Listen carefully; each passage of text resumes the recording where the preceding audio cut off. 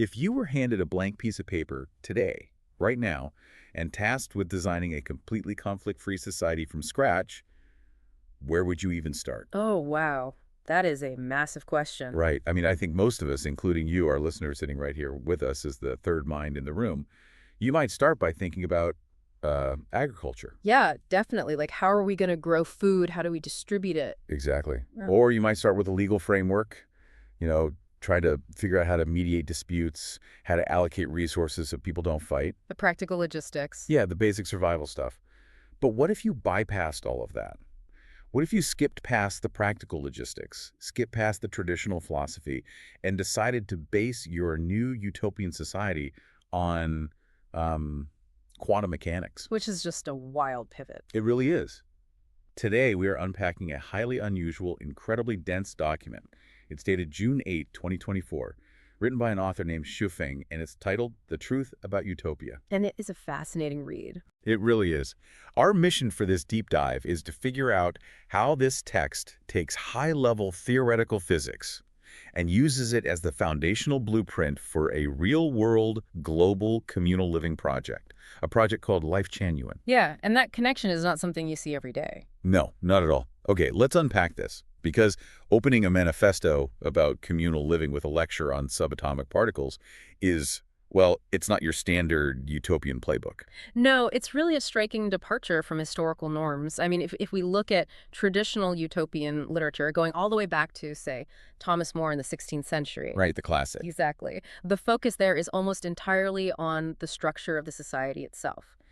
Those texts are completely obsessed with the mechanics of daily life. Like the laws, the labor distribution, that sort of thing. Yeah, the laws, who does what work, the architecture of the cities even. But this text operates on a completely different premise. It really does. The author argues that before we can even begin to look at the physical community of Lifechanyuan, which he states he's been building for over 20 years, by the way. 20 years, yeah. Yeah, 20 years. He says we first have to completely redefine our fundamental understanding of reality itself. And the way the text attempts to redefine that reality is by leaning heavily into quantum mechanics. Right. The author specifically claims that quantum mechanics proves the world before our eyes is entirely the result of our observation. Which is a bold claim to apply to everyday life. Absolutely. For anyone who might be a little rusty on their high school physics, this is referencing something called the observer effect. Oh, right, like the double slit experiment. Exactly, the famous double slit experiment. So in quantum mechanics, there are these experiments where particles, like electrons or photons, they act like these spread out waves of potential. Just kind of existing everywhere at once. Right up until the exact moment a scientist actually measures them. And the mere act of observing the particle forces it to snap into a fixed position. It's mind-bending stuff. It is, and the text is taking that microscopic phenomenon and just, scaling it all the way up to human existence. It's a huge jump. It's a massive jump.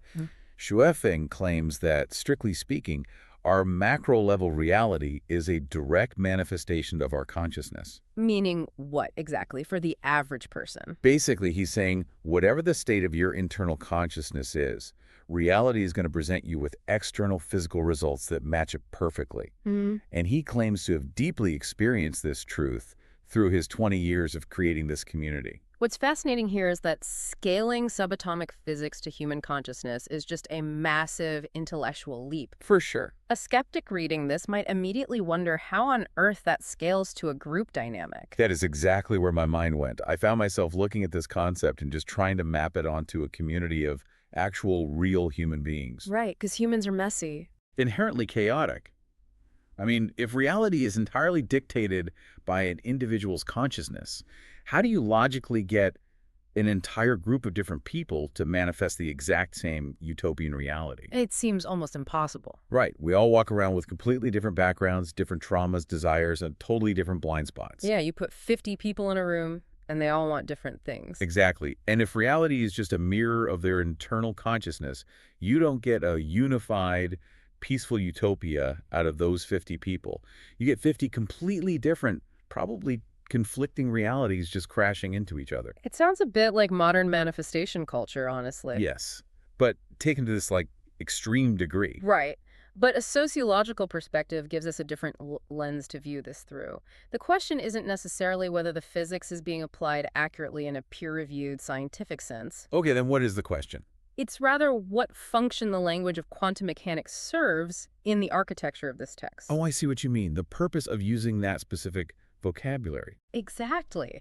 By invoking quantum physics, the author is taking a metaphysical belief about human harmony and cloaking it in the language of hard science. That's a great point. It gives it weight. Yeah, I mean, think about it. In the 18th or 19th centuries, the founder of a utopian movement would have cited divine revelation to establish unquestionable authority. God told me to build this, basically. Exactly. But in the 21st century, the ultimate authority for a lot of people is science. Right. You can't argue with physics. Exactly.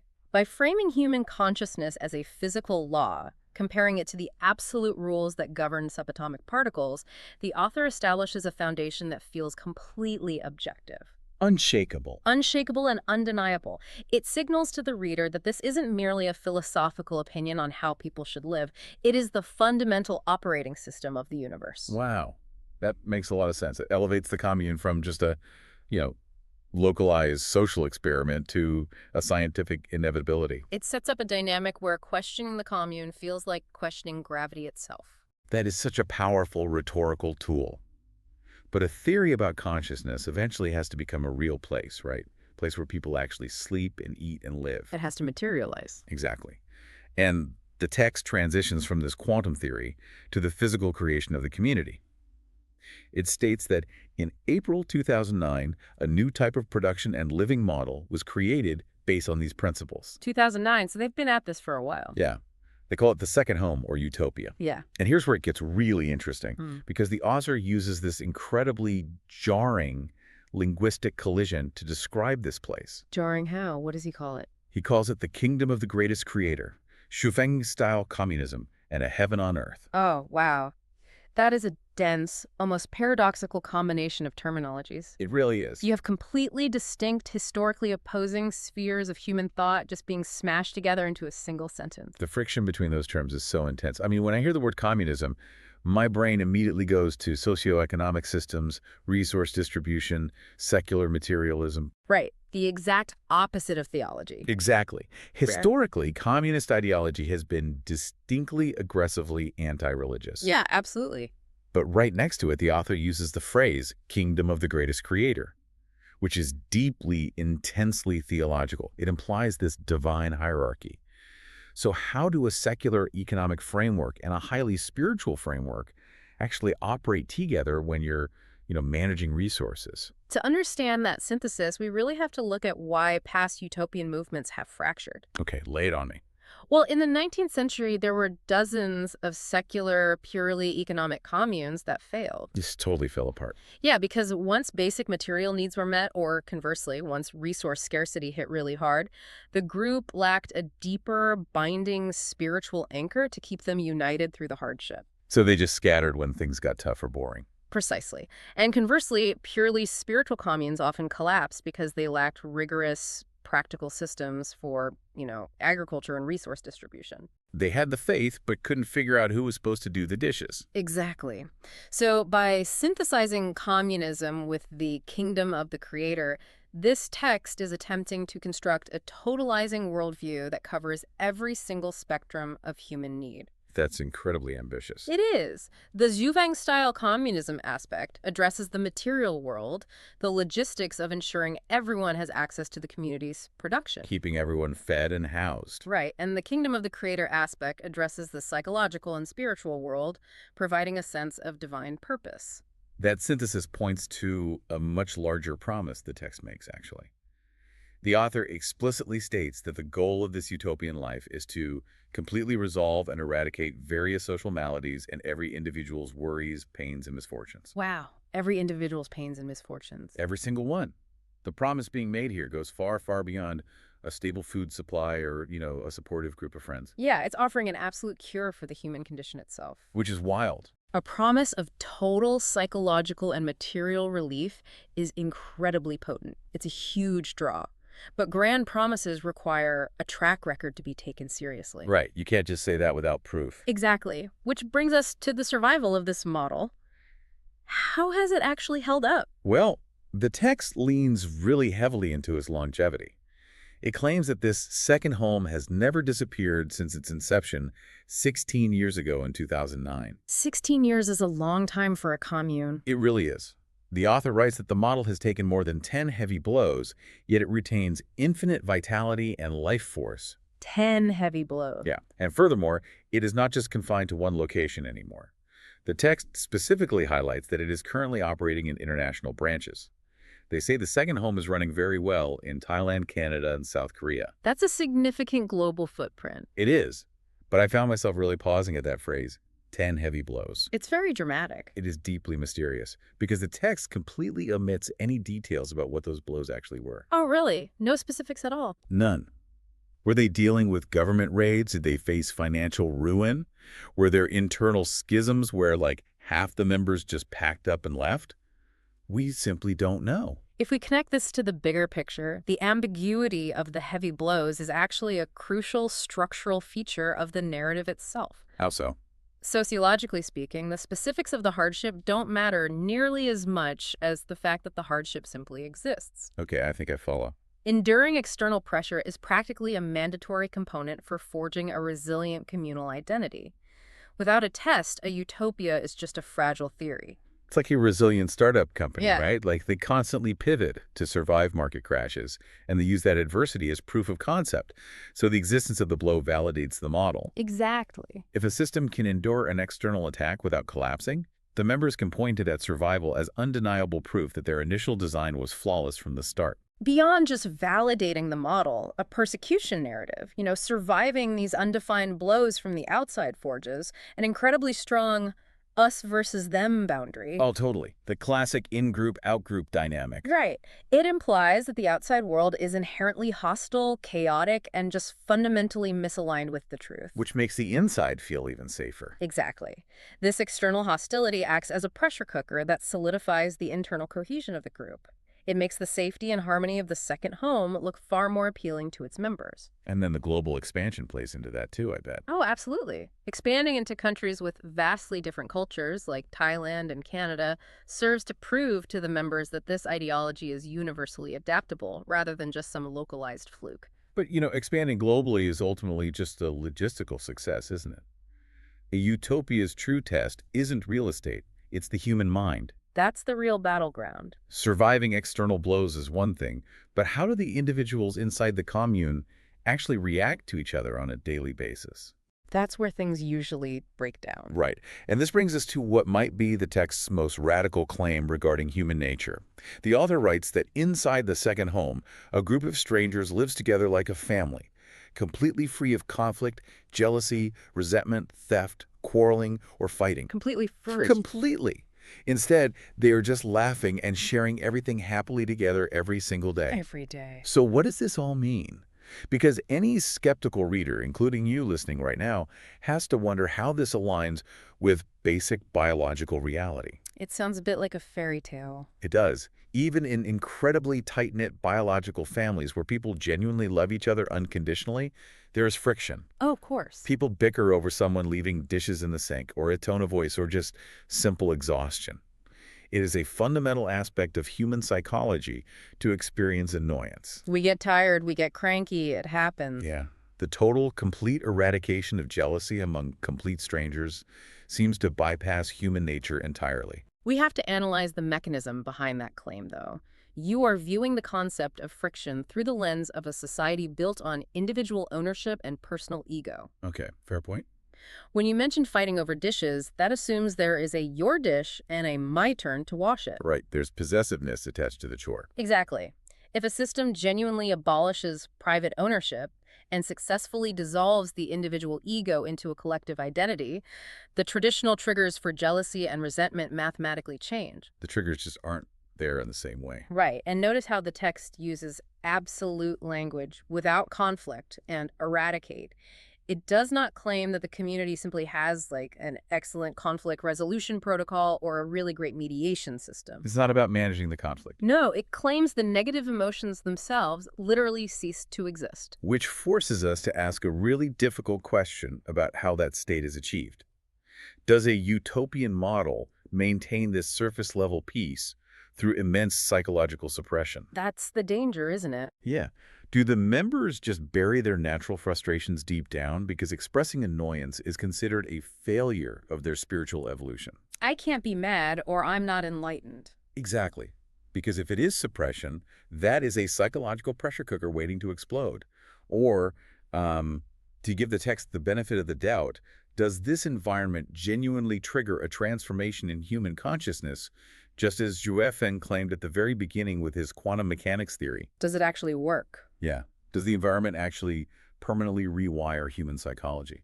Well, if a community could genuinely rewire human consciousness to eliminate the capacity for resentment, it would be the most significant psychological breakthrough in human history. No question about it. But, and this is a big but, texts that promise an absolute perfect reality often build in an internal defense mechanism to protect that reality from scrutiny. And we see exactly that at the conclusion of this document. After describing this impossibly perfect environment where everyone laughs every day, the author introduces a very strict limitation. There's always a catch. Always. It operates as a final litmus test for entry. The text states that living there is like being in a primary heaven, but it requires meeting very specific conditions. Okay, what are the conditions? Well, it is laid out as an ultimatum. If you can meet the conditions, you ascend to heaven in one step. If you cannot, you simply continue your current ordinary life. That's quite the binary. It is. And then the tone becomes remarkably guarded. The author specifically warns the reader not to misunderstand or slander Utopia simply because they fail to achieve it. Preemptive defense. Exactly. The phrasing is incredibly precise. He writes that if you haven't seen it, your fortune isn't enough. If you don't believe it, your spiritual perception hasn't opened. Wow. And if you cannot live there, you are still just a common person. This raises an important question about how insular communities manage skepticism. From an analytical standpoint, this is a fascinating example of a closed ideological loop. It really is. This language functions as an ideological architecture designed to preemptively absorb and neutralize any criticism before it can even be fully articulated. I see how that works mechanically. It's like an exclusive club, right? Yeah. By explicitly stating that non-believers lack spiritual perception, the author places this impenetrable barrier around the text. It's the classic no true Scotsman fallacy. Exactly. If I read this and say, I don't think it's possible for strangers to live together without any jealousy, the text has already diagnosed my skepticism. It's not the text's fault, it's yours. Right. It isn't a flaw in the utopian model. It's a flaw in my spiritual capacity. I just don't have enough fortune to see the truth. I'm just uncultured in the art of utopia. It completely shifts the burden of proof. I mean, in a normal scientific or philosophical debate, the burden of proof is usually on the person making the extraordinary claim. You claim zero conflict, you prove it.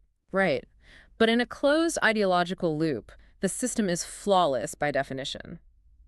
If the system fails for a participant, or if an external observer finds themselves doubting the extraordinary claims of perfect harmony, the text answers that doubt by pointing the finger back at the individual.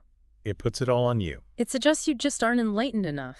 You are bound by the limitations of a mere common person. It essentially creates a self-sealing reality.